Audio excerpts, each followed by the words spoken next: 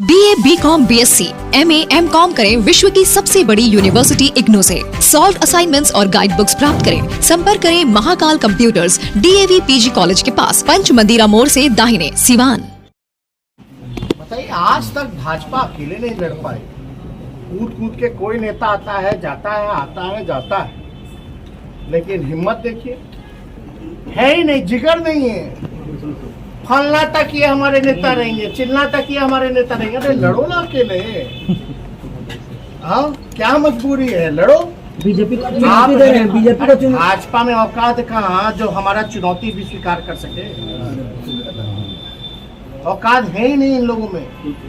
अरे इनके प्रदेश अध्यक्ष तो हमारे पार्टी में सब लोग था, इस लोग क्या, लेकिन इसी पार्टी को राष्ट्रीय ये जो भाषा है और जो सोच है खत्म कर दिया जाएगा। ये खत्म करने वाला जो शब्द है ये कौन लोग इस्तेमाल कर रहे हैं? ये उनका सोच बता रहा है। लोकतंत्र में विपक्ष का होना महत्वपूर्ण है, और जब विपक्षी नहीं रहेगा तो लोकतंत्र खत्म हो जाएगा। यानी उनका टारगेट जो हम बताएं, आरएसएस का जो एजेंडा है, विपक्ष को खत्म करना नहीं बल्कि डेमोक्रेसी, लोकतंत्र को खत्म करना। इसलिए भाजपा के लोगों से बिहार के लोग सचेत रहे। हमारे बिहार को चुनौती है। ये भाजपा के लोग बिहार के धरती पे लोकतंत्र की जननी में आकर के लोकतंत्र को चुनौती दे रहे हैं। ये हम लोग स्वीकार नहीं करते। तिरंगा जो है, तिरंगा भाजपा के लोगों ने नहीं बनाया है। और तिरंगा तो नागपुर में 2000 के बाद से फहराना शुरू किया। एक बात समझिए, हर घर तिरंगा, हर मन में, हर दिल में, हर हाथ में तिरंगा। ये तो हम लोगों का है ही, लेकिन तिरंगा का असली परिभाषा भाजपा के लोगों समझो। हमारी अलग अलग भाषा, अलग अलग पहनावा, अलग अलग बोली, दिखने में अलग अलग है, खान पान अलग अलग है, लेकिन हम सब एक हैं। चाहे हिंदू हो, मुस्लिम हो, सिख हो, ईसाई हो, हम सब भाई भाई हैं। और वी द पीपल, जब भी आप संविधान देखें तो वी द पीपल। तो जब तक जमीन का टुकड़ा नहीं ना, हम सब मिलकर के देश है। अगर हिंदू नहीं रहेगा, मुसलमान नहीं रहेगा, सिख नहीं रहेगा, ईसाई नहीं रहेगा, अलग अलग राज्य नहीं रहेगी, अलग अलग भाषा नहीं रहेगी, तो किस बात का हमारा देश है मूल? तो असली परिभाषा जो है तिरंगा, जो ये फहराने की बात करते हैं, अरे हमारे दिल में, हमारे हाथ में हर वक्त तिरंगा रहता है, लेकिन तुम लोग एक ही रंग से चलते हो। तिरंगा की बात करते हो तो तिरंगा को वास्तविकता में लागू कीजिए, खरीदो। ये पहली सोच। दूसरा सोच कि जो डरेगा उसको डराओ। यही दो सोच से भाजपा काम कर रही है।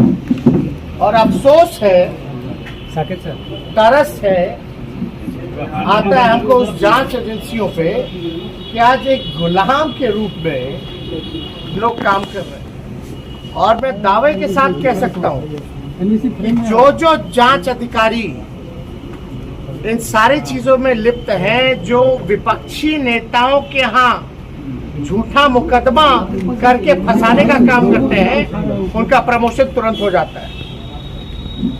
आप रिकॉर्ड चेक कर लीजिए, जो आरोप कहीं भी रहा हो उसका प्रमोशन तात्कालिक हुआ है, उसको इनाम मिला है।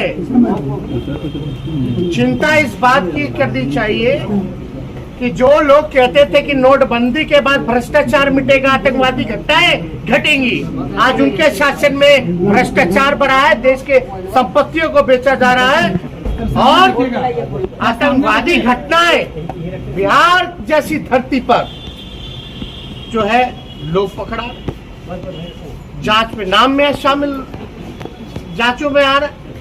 तो ये कहीं ना कहीं से जो लोग दावा करते थे, आप बताओ 25-25 करोड़ 50-50 करोड़ रुपए नगद बरामद हो रहा है। तो आप कल्पना कीजिए कि इनका झूठा वादा था कि नहीं था डिमोनेटाइजेशन का, नोटबंदी का। ये बीजेपी के लोग देश को नहीं चला रहे, ये देश को आगे नहीं बढ़ा रहे, ये आरएसएस के एजेंडे पर मनुस्मृति को लागू करना चाहते हैं, जो कि और देश में जो जहर जो बोया जा रहा है, यानी असल मुद्दे पे चर्चा ना हो। आज बेरोजगारी पे बात ना हो, आज महंगाई पे बात ना हो, किसान पे बात ना हो, नौजवान पे बात ना हो, शिक्षा स्वास्थ्य पे बात ना हो। आप जैसे जो पत्रकार हैं, नौजवान हैं, पढ़े लिखे हैं, आज दिन रात मेहनत करके यहाँ हैं, कितना कमा लेते हैं? 15,000। कितना खर्च होता है? कितना खर्चा? कुछ नहीं बचता आप लोगों के पास। जब आप लोग जो मिडिल क्लास फैमिली है या लोअर मिडिल क्लास फैमिली है, उसकी स्थिति ये हालत है महंगाई में, तो जो जमीनी स्तर पे जो गरीब गुरबा है, आप कल्पना कीजिए कि उसकी क्या स्थिति होगी, उसका घर कैसे चलता होगा। तो घर में बीमार पड़ जाए तो इलाज। तो इसलिए 7 तारीख को हम लोगों का पूर्व में ही निर्धारित कार्यक्रम रहा है महागठबंधन का। बेरोजगारी, महंगाई, सुखाड़, बाढ़, भ्रष्टाचार, इन सभी जो रियल मुद्दे हैं, असल मुद्दे हैं, इसको लेकर के हम लोग मजबूती के साथ जो जन सरोकार के जो मुद्दे हैं, इसको लेकर के हम लोग उठाएंगे। और ये अति हो चुका है ना, देश में जो माहौल बनाया जा रहा है ये अति है। और हम लोग उम्मीद भी क्या कर सकते हैं इन लोगों से? तो यही उम्मीद की जा सकती। अब कोई मतलब कि ठीक है, पॉलिटिकल वेंडेटा तो है ही है, लेकिन जब अटल जी आडवाणी जी होते तो एक शिष्टाचार भी होता था। भले विपक्ष होता था, उस समय भी सत्ता होती थी, लेकिन इस तरह से किसी को अपना दुश्मन बना करके टारगेट नहीं किया जाता। आज या तो आप गुलाम बनिए या तो आप लड़ करके मरिए। कुछ लोग डरने वाले डरते हैं, बिकने वाले लोग बिकते हैं, लेकिन राष्ट्रीय जनता दल का हर एक सिपाही इनके डराने से और इनके खरीदने से बिकने वाला नहीं है, डरने वाला नहीं है। हम लोग लड़ना पसंद करेंगे, लड़ के मरना पसंद करेंगे, लेकिन अपनी जो विचारधारा है सामाजिक न्याय और धर्मनिरपेक्षता, और ये जो देश बनाना चाहते हैं, जो गुलाम बनाना चाहते हैं, वो हम लोग बनने के लिए बिल्कुल तैयार नहीं है। हम लड़ेंगे, आखिरी दम तक लड़ेंगे और जनता का साथ मिलेगा। और अकेले हवा निकल ना गया था इन लोगों का। लोन लेकर के जो भागे, यानी बैंक जिससे नुकसान में आ गई, घाटे में आ गई, कई बैंकें बंद हो गई, आज उसको कोई नहीं ढूंढ रहा। ढूंढा किसको जाता है? जो कांग्रेस के लोगों को, आरजेडी के लोगों को, टीएमसी के लोगों को, चाहे ठाकरे जी के लोग हो, चाहे जो भी समाजवादी पार्टी के लोग हो, इन लोगों का देखो भैया 2 तरीका है। जो